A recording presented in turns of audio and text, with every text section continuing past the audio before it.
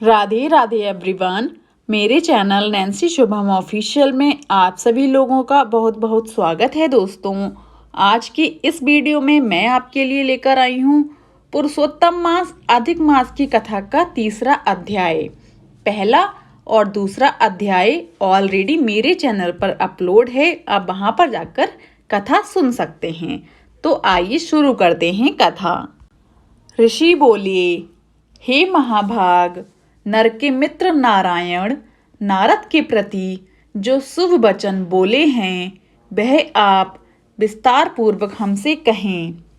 सूत जी बोले, हे द्विजसत्मो, नारायण ने नारद के प्रति जो सुंदर वचन कहे वह जैसे मैंने सुने हैं वैसे ही कहता हूँ, आप लोग भी सुनिए। नारायण बोले, हे नारद, पहले महात्मा श्री कृष्णचंद्र ने राजा युधिष्ठिर से जो कहा था वह मैं कहता हूँ, सुनो। एक समय धार्मिक राजा अजातशत्रु युधिष्ठिर छलप्रिय धृतराष्ट्र के पुत्रों द्वारा धुत क्रीड़ा में हार गए। सबके देखते देखते अग्नि से उत्पन्न हुई धर्मपरायण द्रौपदी के बालों को पकड़कर दुष्ट दुशासन ने खींचा और खींचने के बाद उसके वस्त्र उतारने लगा। तब भगवान श्री कृष्ण ने उसकी रक्षा की। पीछे पांडव राज्य को त्याग काम्यवन में चले गए। वहां अत्यंत क्लेश से युक्त वे वन के फलों को खाकर जीवन बिताने लगे अपना। जैसे जंगली हाथियों के शरीर में बाल रहते हैं, इसी प्रकार पांडवों के शरीर में बाल हो गए। इस प्रकार दुखित पांडवों को देखने के लिए भगवान देवकी सुत मुनियों के साथ काम्यवन में गए। उन भगवान को देखकर मृत शरीर में प्राण आ जाने की तरह युधिष्ठिर, भीमसेन, अर्जुन आदि प्रेम विह्वल होकर सहसा उठ खड़े हुए और प्रीति से श्री कृष्ण से मिले और भगवान कृष्ण के चरण कमलों में भक्ति से नमस्कार करते वह द्रौपदी धीरे धीरे आई। आलस्य रहित होकर भगवान की शीश नमस्कार करती हुई उन दुखित पांडवों को रुरु मृग के चर्म के वस्त्र पहने देख और समस्त शरीर में धूल लगी हुई, रूखा शरीर, चारों तरफ बाल बिखरे हुए द्रौपदी को भी उसी प्रकार दुर्बल शरीर वाली और दुखों से घिरी हुई देखा। इस तरह दुखित पांडवों को देखकर अत्यंत दुखी भक्त वत्सल भगवान धृतराष्ट्र के पुत्रों को जला देने की इच्छा से उन पर क्रोध हुए। विश्व के आत्माओं बहुओं को चढ़ाकर गुरेर कर देखने वाले करोड़ों काल के कराल मुख की तरह मुख वाले धधकती हुई प्रलय की अग्नि के समान उठे हुए होठों को दांतों के नीचे जोर से दबाकर तीनों लोकों को जला देने की तरह श्री सीता के वियोग में सतंत भगवान रामचंद्र जी को रावण पर जैसा क्रोध आया था, उसी प्रकार से क्रोध भगवान को देखकर कांपते हुए अर्जुन श्री कृष्ण को प्रसन्न करने के लिए द्रौपदी, धर्मराज तथा और लोगों से भी अनुमोदित होकर शीघ्र ही हाथ जोड़कर उनकी स्तुति करने लगे। अर्जुन बोले, हे कृष्ण, हे जगन्नाथ, जगत के नाथ, हे नाथ, मैं जगत के बाहर नहीं हूँ, आप ही जगत की रक्षा करने वाले हैं। हे प्रभु, क्या मेरी रक्षा आप ना करेंगे, जिनके नेत्रों को देखने से ही ब्रह्मा का पतन हो जाता है?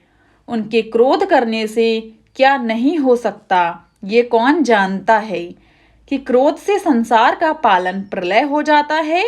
संपूर्ण तत्व को जानने वाले के कारण वेद और वेदांग के बीच के चित्त आप साक्षात श्री कृष्ण हैं। मैं आपकी वंदना करता हूँ, आप ईश्वर हैं। इस चराचरात्मक संसार को आपने उत्पन्न किया है। सर्व मंगल के मंगल हैं और सनातन के भी बीज रूप हैं।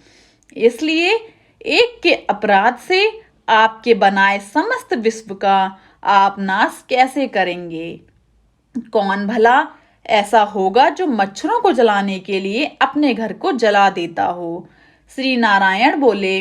दूसरों की वीरता को मर्दन करने वाले अर्जुन ने भगवान से इस प्रकार निवेदन कर प्रणाम किया। सूत जी बोले, श्री कृष्ण जी ने अपने क्रोध को शांत किया और स्वयं भी चंद्रमा की तरह शांत हो गए। इस प्रकार भगवान को शांत देखकर पांडव स्वस्थ होते वह प्रेम से प्रसन्न मुख एवं प्रेम विहल हुए। सबों ने भगवान को प्रणाम किया और जंगली कंद मूल फल आदि से उनकी पूजा की।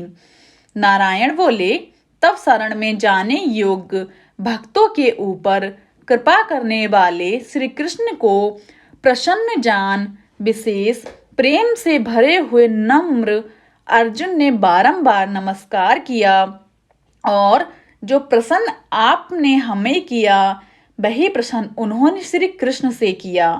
इस प्रकार अर्जुन का प्रश्न सुनकर क्षण मात्र मन से सोचकर अपने सुहाद्र पांडवों को और व्रत को धारण की हुई द्रौपदी को आश्वासन देते हुए वक्ताओं में श्रेष्ठ श्री कृष्ण पांडवों से हितकर वचन बोले। श्री कृष्ण जी बोले, हे राजन, हे महाभाग, हे विभव, अब मेरे वचन सुनो। आपने ये प्रश्न अपूर्व किया है। आपको उत्तर देने में मुझे उत्साह नहीं हो रहा है। इस प्रश्न का उत्तर गुप्त से गुप्त है, ऋषियों को भी नहीं विदित है। फिर भी है अर्जुन, मित्र के नाते अथवा तुम हमारे भक्त हो, इस कारण से हम कहते हैं, हे सुभद्र, वह जो उत्तर है वह अति उग्र है, अतः क्रम से सुनो। चैत्र आदि जो 12 मास निमिष महीनों के दिनों दोनों पक्ष घड़ियां प्रहर 3 प्रहर 6 ऋतुएं मुहूर्त दक्षिणायन और उत्तरायण वर्ष चारों युग इस प्रकार परार्ध तक जो काल है, यह सब और नदी समुद्र कुएं बावली गड़िया स्रोत लता औषधियां वृक्ष बांस आदि पेड़ वन की औषधियां नगर गांव पर्वत पुरियां यह सब मूर्ति वाले हैं और अपने गुणों से पूजे जाते हैं। इसमें ऐसा कोई अपूर्व व्यक्ति नहीं है जो अपने अधिष्ठाता देवता के बिना रहता हो। अपने अपने अधिकार में पूजे जाने वाले यह सभी फल को देने वाले हैं। अपने अपने अधिष्ठाता देवता के योग के महात्म्य से यह सब सौभाग्यवान हैं। हे पांडु नंदन, एक समय अधिक मास उत्पन्न हुआ। उस उत्पन्न हुए असहाय निदित मास को सब लोग बोले कि यह मलमास सूर्य की संक्रांति से रहित है, अतः पूजने योग्य नहीं है। यह मलमास मल रूप होने से छूने योग्य भी नहीं है और न शुभ कार्यों में अग्रणी है। इस प्रकार के वचनों को लोगों के मुख से सुनकर यह मलमास निरुद्योग प्रभारहित दुख से घिरा हुआ अति खिन्न मन चिंता से ग्रसित मन होकर व्यथित हृदय से मरार सत्र की तरह हो गया। फिर यह धैर्य धारण कर मेरी शरण में आया। हे नर, बैकुंठ भवन में जहाँ मैं रहता था वहाँ पहुँचा और मेरे घर में आकर मुझे पुराण परम पुरुषोत्तम को इसने देखा। उस समय अमूल्य रत्नों से जड़ित स्वर्ग के सिंहासन पर बैठे मुझको देखकर यह भूमि पर साष्टांग दंडवत कर हाथ जोड़कर नेत्रों में बारंबार आंसुओं की धारा बहता हुआ धैर्य धारण कर गदगद वाणी से बोला। सूत जी बोले, इस प्रकार महामुनि बद्रीनाथ कथा कहकर चुप हो गए। इस प्रकार नारायण के मुख से कथा सुन भक्तों के ऊपर दया करने वाले नारद मुनि पुनः बोले। नारद जी बोले, इस प्रकार अपनी पूर्ण कला से विराजमान भगवान विष्णु के निर्मल भवन में जाकर भक्ति द्वारा मिलने वाले जगत के पापों को दूर करने वाले योगियों को भी शीघ्र ना मिलने वाले, जगत को अभय दान प्रदान करने वाले ब्रह्म रूप मुकुंद जहाँ पर थे, उनके चरण कमलों की शरण में आया हुआ अधिक मास क्या बोला।